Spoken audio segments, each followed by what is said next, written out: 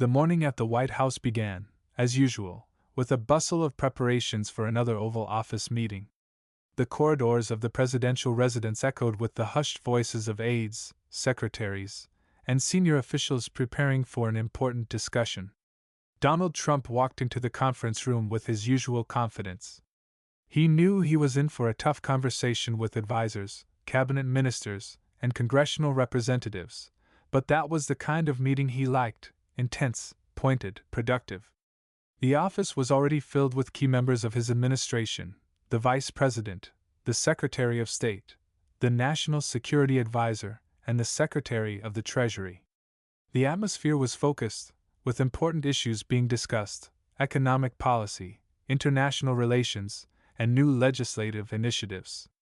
"Gentlemen, let's get started. We have a lot of work to do," Trump said, taking his seat. First on the agenda were negotiations with international partners. The Commerce Department presented a report on new trade agreements, and Trump listened attentively, occasionally interjecting sharp but accurate comments. "I said we needed better terms. If they don't agree, we'll renegotiate. America should benefit more," he said, leaning back in his chair. The Secretary of Defense then presented a summary of national security issues, discussing current risks and necessary measures. Trump was known for his tough approach to these issues, so he listened attentively to the speaker. "We cannot afford weakness. We need the best technology, the best specialists. Let's work in this direction." The meeting had already lasted for more than an hour, and the administration was examining each issue in detail. At some point, the president's aide quietly approached him and leaned over, whispering, "Sir, the press conference will start in 10 minutes. Trump nodded. "Is Caroline ready yet?" "Yes, sir. She has studied all the materials and is confident." Trump chuckled. "I have no doubt. She is a smart, brave girl. Let's see how she copes." The press conference begins. At this time, dozens of journalists gathered in the White House briefing room. They were waiting for Caroline Leavitt, the new press secretary whom Trump recently appointed. In her early 20s, Caroline had already made a brilliant career in politics. She was quick-witted, well-prepared, and incredibly self-assured, which earned her the respect of her allies and the irritation of her opponents. She walked up to the podium in a formal business suit, with a slight but professional smile, looked around the room and said, "Good afternoon, ladies and gentlemen. We are ready to answer all your questions. Please." Trump, who remained in his office, turned on the broadcast and settled comfortably in his chair. "Well, let's see how she copes," he said to himself. But he didn't yet know that in a few minutes he himself would have to intervene. The White House press conference room was packed with reporters. Representatives of the largest American and international media outlets sat in the front rows, holding tape recorders, laptops, and notepads, ready to record every word. News reporters had already aimed their cameras at the stage, and technicians were checking the sound, waiting for the broadcast to begin. When Caroline Leavitt took the podium, the room fell silent for a few seconds. Her appearance caught everyone's attention. Young, confident, focused, she represented the new generation of politicians who were coming to the Trump administration. But despite her age, her gestures, her manner of speaking, her confident gaze, everything said that she knew what she was doing. She adjusted the microphone and, without wasting a second, began. "Good afternoon, ladies and gentlemen. Thank you for coming. We are ready to answer your questions." The journalists didn't keep us waiting. Several hands immediately went up. The first question was about new economic reforms. Caroline answered quickly and clearly, explaining the initiatives the administration planned to implement in the coming months. "The U.S. economy continues to grow," she said confidently. "We see job growth, unemployment falling, and our goal is to make sure that every American feels the country's success." The second question concerned international politics. One of the journalists asked about negotiations with partners in Europe, and Caroline calmly explained the White House position, not giving room for speculation. "The president always defends America's interests. This is his main goal, and in negotiations with allies he achieves conditions that are beneficial to our country."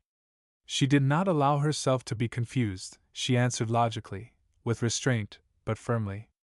Some journalists, especially those sympathetic to the administration, nodded their heads and took notes. They saw that Caroline was not just a random person appointed to a high position, but a truly competent specialist. But, as always happens, not everyone liked it. Some reporters began to look for weaknesses, asking pointed questions, hoping to see the young press secretary become confused or lose control. Caroline was not embarrassed. She knew that her position required calm, restraint, and control over the situation. But at that moment, one journalist sitting in the second row decided to cross the line. His voice was loud and challenging. "Caroline, how did it happen that you, so young and inexperienced, were appointed the president's press secretary? Do you seriously believe that you got this post thanks to your merits, and not just because it was profitable for someone to put you there?" There was a moment of tension in the room. Some of the journalists looked at each other, others fell silent, waiting for Caroline's reaction. At the White House, Donald Trump listened to the broadcast from his office. When he heard this question, his face changed. He did not tolerate unfair attacks on his people. His eyes flashed, he stood up abruptly from his chair and headed for the exit. "I'll handle this myself." He walked out of the office and headed straight to the press conference room. At this time, Caroline had already opened her mouth to answer the journalist, but suddenly heard a noise in the hall. She turned her head and saw Donald Trump entering the room. And now all the cameras and microphones were pointed at him. The press conference hall froze. The question the journalist asked hung in the air like a gong in the ring before an important fight. Caroline Leavitt, despite her youth, was no stranger to tough debate. She had worked in political circles and was accustomed to pressure. But now she was faced with a clear provocation. The reporter, Jason Miller, was a journalist for a major liberal media outlet known for its harsh criticism of the Trump administration. His voice was loud and challenging, and he loomed over the microphone, waiting for Caroline to lose her cool or make excuses. "I'll repeat the question," he continued, not giving her a chance to concentrate. "How can you explain your appointment? Do you consider yourself a truly competent specialist? Or did you simply happen to be in the right place at the right time?" The hall fell silent. Some journalists were expecting a spectacle, others were looking at Caroline with interest. How would she react? She didn't flinch. She paused, folded her hands on the podium, and looked her opponent straight in the eye. "Mr. Miller, thank you for your question," she began in a level but firm voice. "However, I cannot help but notice that your wording already contains a bias. You are implying that I have not earned my position, but I am certain that it is my work and professionalism that have brought me here." She made her point clear, but that wasn't enough for Miller. He decided to press further. "You didn't answer how exactly you got into this administration. Isn't it strange that such a young girl occupies such a responsible position? Do you really believe that this wasn't for someone's benefit?" Some journalists nodded, supporting the provocateur. Others remained silent, watching the events unfold. Caroline knew this man wasn't going to stop. He didn't ask questions to get an answer. He wanted to discredit her. She took a deep breath, leaned forward slightly, and said, "Mr. Miller, is a person's competence measured by age? Do you seriously think that years are the only indicator of professionalism? Let's remember that many outstanding people began their careers at a young age. Or do you think that this was also someone's influence?" She didn't lose her cool, but there was steel and confidence in her voice. But the journalist did not give up. He raised his eyebrows, pretending to be surprised. "So you consider yourself on the same level as outstanding politicians?" An interesting statement. It was an attempt to twist her words. But before Caroline could answer, there was a noise in the hall. The doors swung open and everyone saw the figure of Donald Trump, who was walking quickly towards the podium. In an instant, every camera, microphone, and eye was on him. Some journalists began to whisper, some quickly typed messages on their phones, and the technical staff turned up the volume, realizing that something important was about to happen. Jason Miller looked around in confusion, clearly not expecting the president himself to hear his provocation. Caroline calmly stepped aside, making room for the man who had just stormed into the press room. Trump wasted no time on introductions. He walked up to the podium, placed his hands on its edge, and slowly turned towards the journalist who, just a few seconds ago, felt like the master of the situation. Now everything has changed. The press conference hall was silent. Cameras and microphones were aimed only at Donald Trump, who walked quickly to the podium and stopped. His face remained calm, but there was steel in his eyes.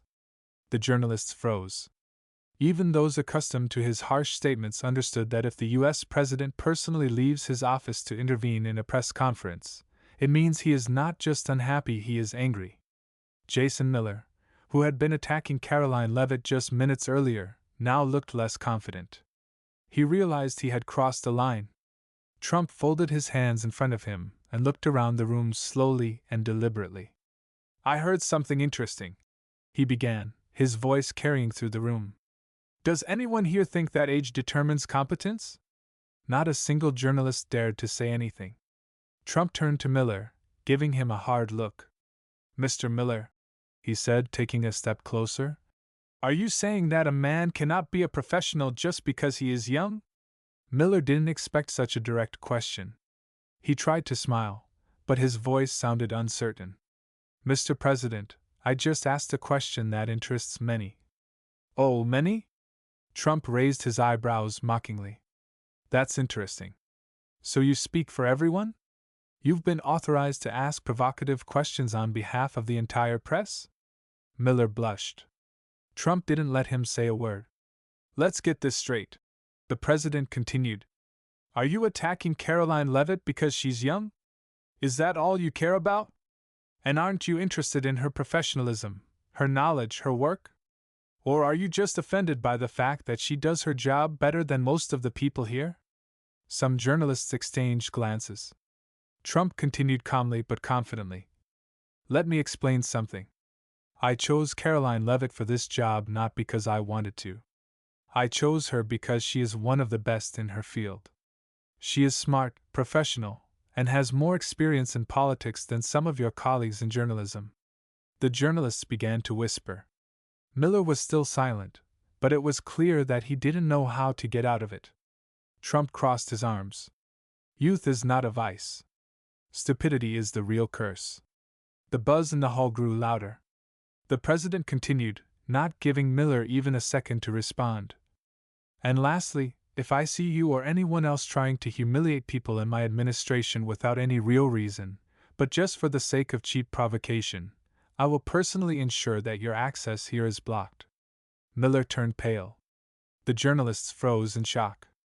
Trump turned to Caroline, who had remained calm throughout, but inside she felt a great sense of relief. "Caroline, you're doing great. Keep up the good work." He turned and, without waiting for answers, confidently headed towards the exit. The press conference, which was planned to end calmly, has now become an event that will be all over the news. As soon as Donald Trump left the room, there was a moment of complete silence in the press room.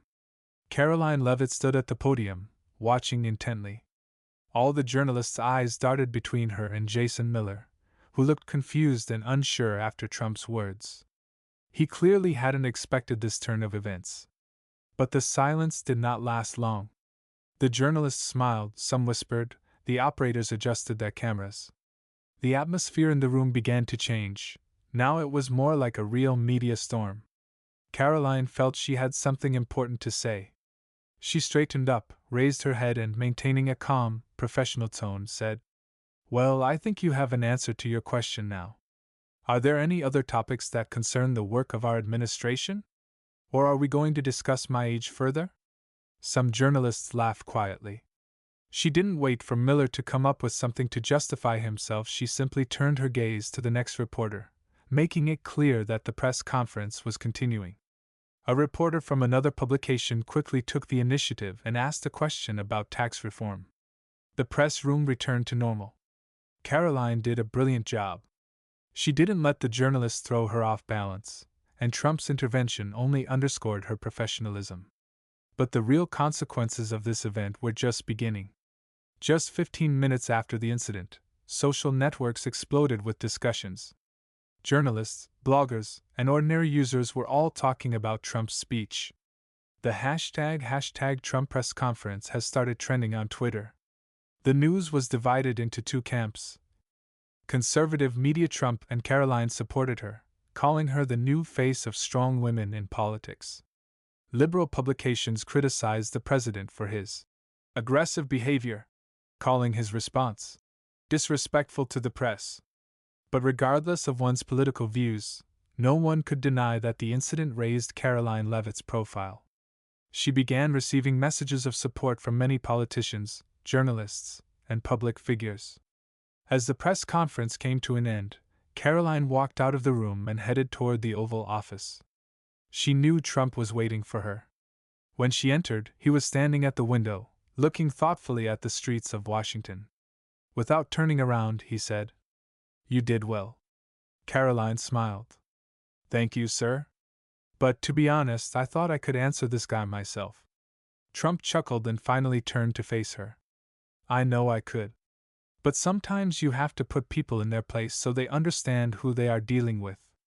He came closer and added, "Do you know why I chose you for this position? Because you are smart, confident, and professional. And no one, not Miller, not anyone else, has the right to question that." Caroline felt a wave of pride wash over her. That day changed her career. Now no one could say that she did not deserve her place in the White House. And at that moment she realized that her path in politics was just beginning.